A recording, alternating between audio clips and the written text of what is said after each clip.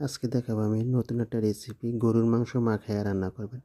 এখানে পরিমাণ মতন হলুদ, মরিচ, লবণ, আদা রসুন বাটা, পেঁয়াজ বাটা, জিরার গুঁড়া, ধনিয়ার গুঁড়া এবং রেডিমেড একটা মেজবানি মশলা আমি একসঙ্গে মিশিয়ে নিয়েছি, সঙ্গে আলুটাও মিশিয়ে নিয়েছি। এখন আমি চুলায় বসিয়ে দেব।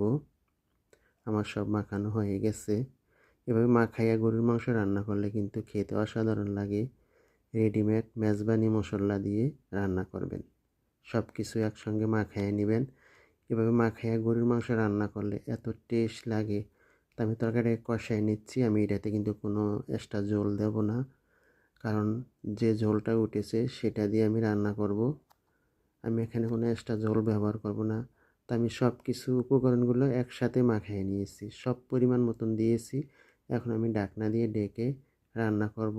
একটু পর পর ঢাকনা উঠিয়ে নাড়া দিয়ে দেব, কারণ নিচে লেগে যাবে। এটা শুকনো শুকনো রান্না হবে।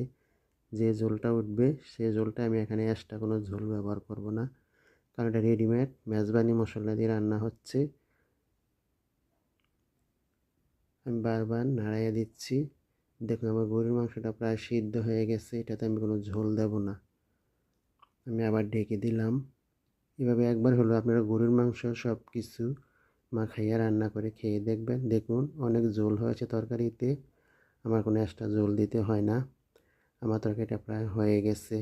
তো এভাবে মাখাইয়া জায়গায় আপনারাও গরুর মাংস একবার রান্না করে খেয়ে দেখবেন। আমি একটা কিন্তু খেয়ে দেখছি সিদ্ধ হয়েছে কি না। দেখলাম সিদ্ধ হয়েছে, অনেক মজা হয়েছে। রেডিমেড মশলা দিয়ে রান্না করলাম, সব কিছু বাটা দিয়েছি।